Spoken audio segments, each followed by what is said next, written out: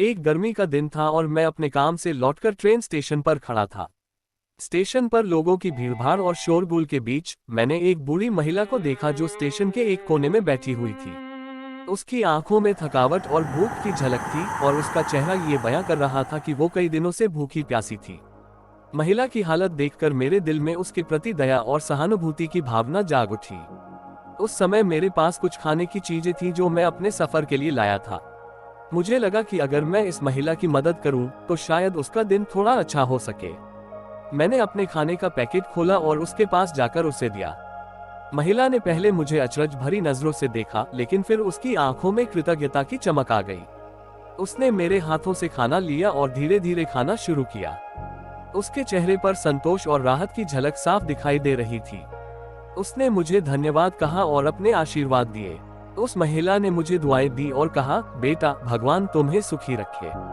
उसके ये शब्द मेरे दिल को छू गए।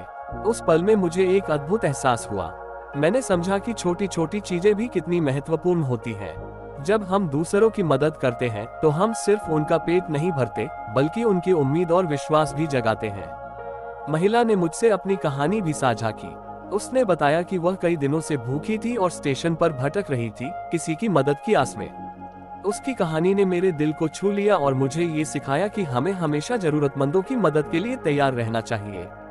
इस घटना ने मेरे दिल में एक खास जगह बनाई है और मुझे ये याद दिलाता है कि हमें अपने आसपास के लोगों की जरूरतों का ध्यान रखना चाहिए। कभी कभी एक छोटा सा काम किसी के जीवन में बड़ा बदलाव ला सकता है। उस दिन मैंने ये संकल्प लिया कि मैं जहाँ भी किसी जरूरतमंद को देखूंगा, उसकी मदद करूंगा।